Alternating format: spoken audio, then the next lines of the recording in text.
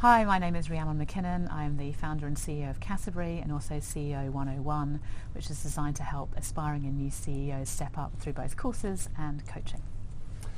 So today, Rhiannon, we will talk about the CEO working with the chair. Brilliant. Okay, thank you.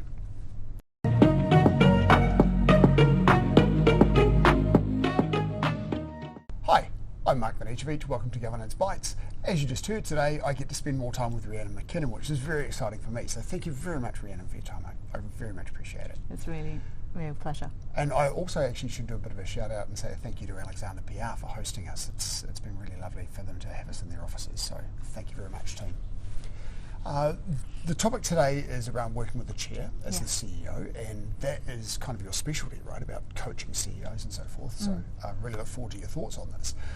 While the CEO does report to the entire board of directors, they have a special relationship with the chair. Yeah. Can you talk a little bit about that relationship?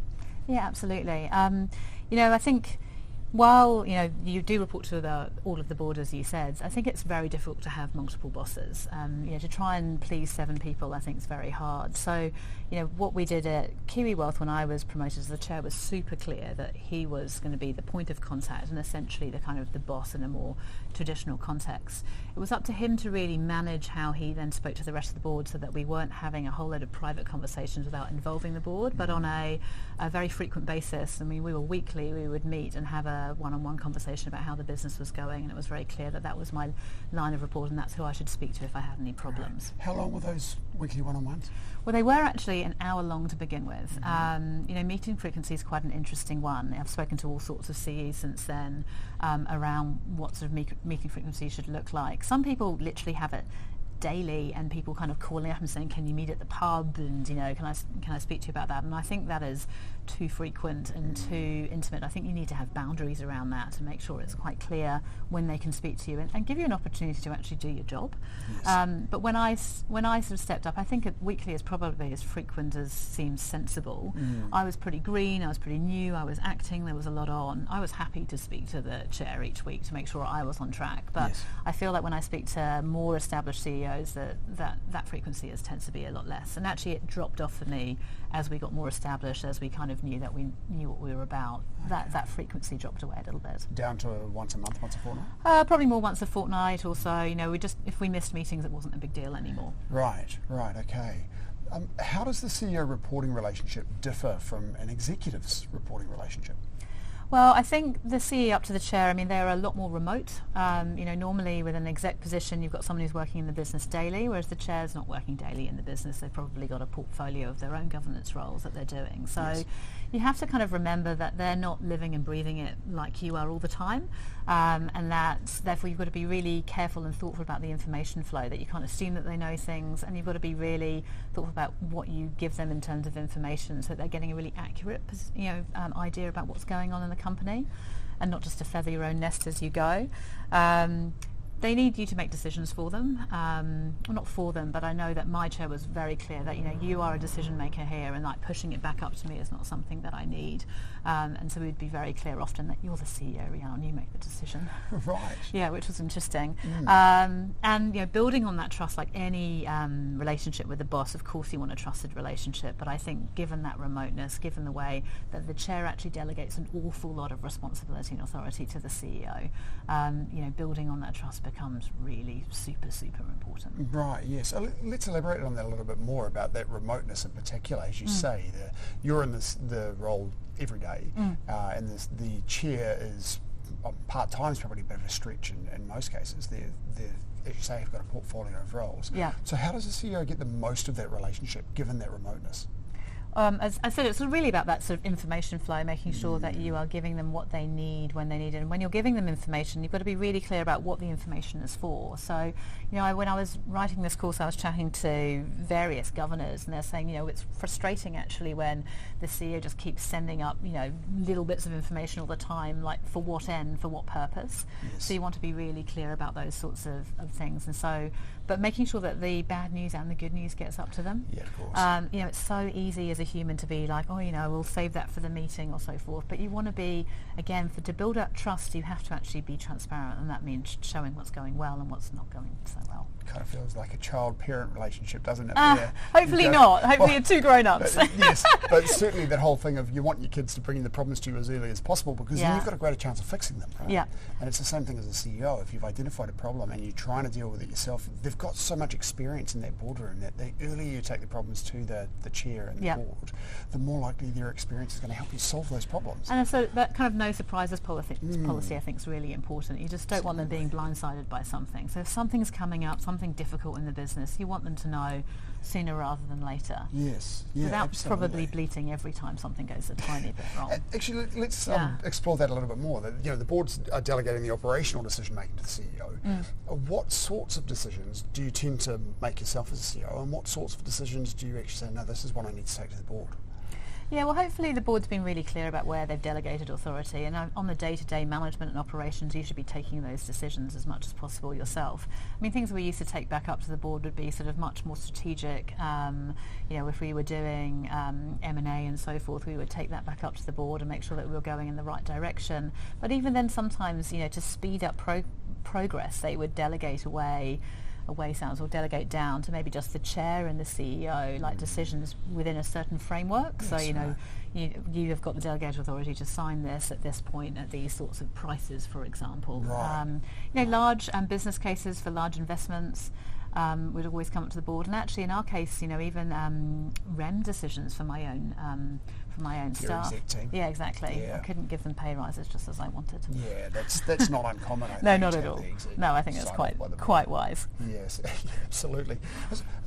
Those boundaries you're talking about, when you first step into the CEO role, then how do you and the chair kind of get down and establish what those boundaries are? What's yours and what's not? Well, it should be quite clear from the normal kind of governance versus management what those boundaries are. Yes. How to make sure, particularly if you're a green CEO like I was, hopefully you don't have a green chair who, isn't as good at sort of staying within that governance sort of framework and isn't stepping over into management. So hopefully those sorts of areas are quite clear. You normally probably find that board members are more likely to kind of have a passion area that they are really interested in, and that you have to sort of try and manage that. And then there are some areas where it is a little bit sort of maybe when it comes to stakeholder management or media relations, it could be the chair or the CE. So I think it's always really great to be clear up front who's doing what. Absolutely. And then it makes it much easier, particularly for the CE, to kind of say, maybe you overstep the mark here, but you really need to have defined where that mark is first. Absolutely right. So the delegations policy will be part of that. Absolutely. The discussion around that policy will help you get those boundaries in place. Yes, and as I said beforehand, I often get told, make the decisions, and so I just kind of take things back up, saying, I'm not sure about what to do here, and maybe it was just in my particular case, but I'd sometimes be told just, making that decision is your job, and then deciding whether that was a good one or not maybe was the governor's job. Yeah, right.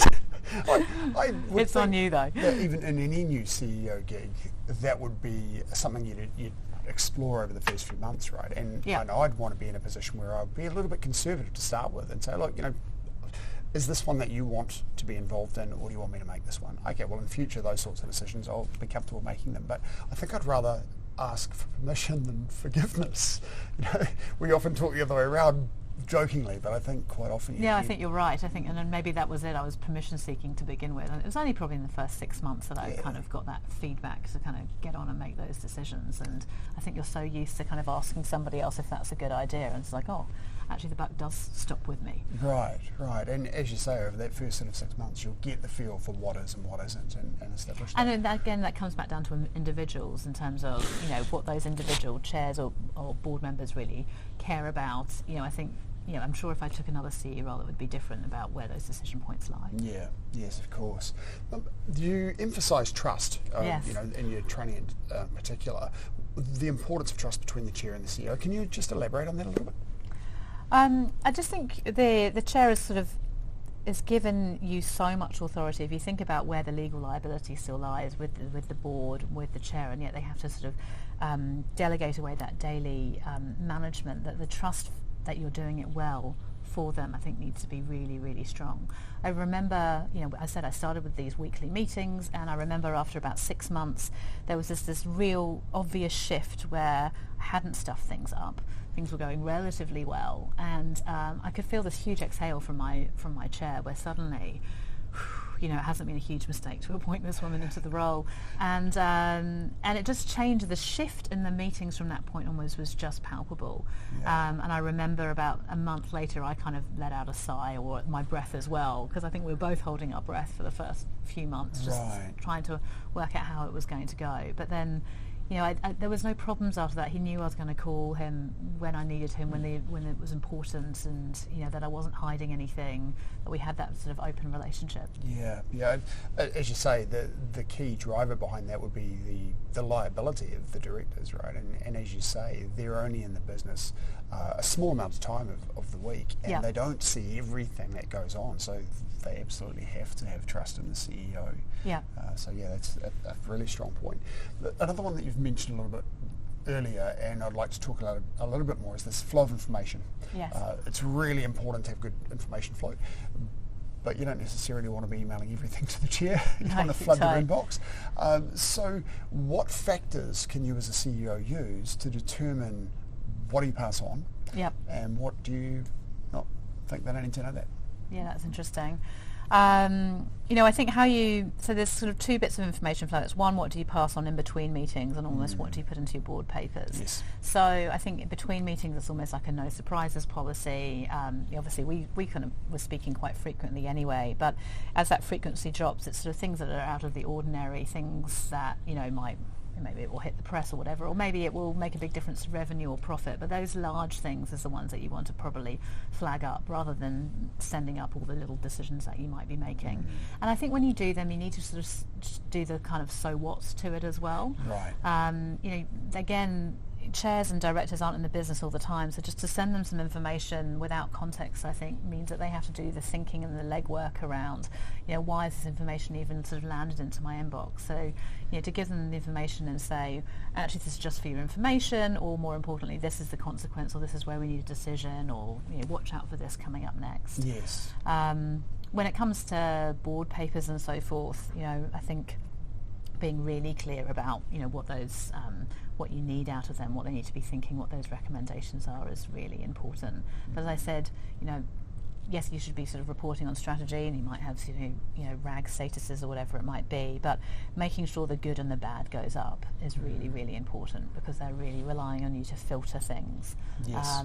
And kind of back again as well, you need to make sure that what the board is talking about gets filtered back into the organisation as well.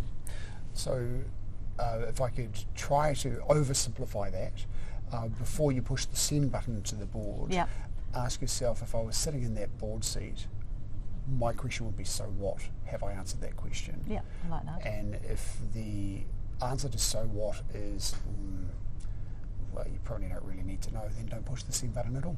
Yes, I think so. And I think all of us like to kind of puff up and fluff up all the amazing things that we do, and often that's not necessarily what needs to go up to the board level as well. And I found that with board papers, that C-suite people, I've done this and I've done that, and blah, blah, blah, and a whole lot of doing type information can come into board papers, but a lot of that can be sort of taken out, because it doesn't really help with that sort of long-term strategic management. Right. Which again may be a bit of a difference between a management or executive role and a CEO role, because when you're coming up to your performance reviews, it's very much about what have I done, what have I achieved. So. Yes, absolutely, but it's not about just the busyness. Yes. Don't translate that business. Another way I like to think about it is the CEO being in the middle of an hourglass, and that's really deciding what goes up and what goes down again is, I think, really important. So that's a really influential, important role of the CEO. Analogy. Yeah. It's a really great analogy. It fits visually as well with the organisation chart. So that's really nicely done. Final question for you. Yes. What advice would you give to a new CEO about working with a chair? It's similar to what we're just chatting about the board members, but really invest the time and really invest in being transparent and open, so that you're really building a really strong two-way relationship. I think strong relationships between the C and the chair are, you can feel them through the whole organisation when they're working well. So taking the time, understanding what they need, being humble, and learning about the organisation and what they need from that example. But good luck, really. Okay, well, Rhiannon, thank you very much again for your time. It's been lovely to meet you and have this time with you. I really appreciate it. I'll look forward to hopefully doing it again. Okay, thank you so much. Thanks so much for having me. I really appreciate it. Not at all. And I'll look forward to seeing you next episode. Thank you for watching this episode of Governance Bites. We have more episodes on YouTube and your favourite podcast channel, where I interview directors and experts on various topics relating to boards of directors and governance. We'd love to see you back, and please like, subscribe, and share the videos and podcasts.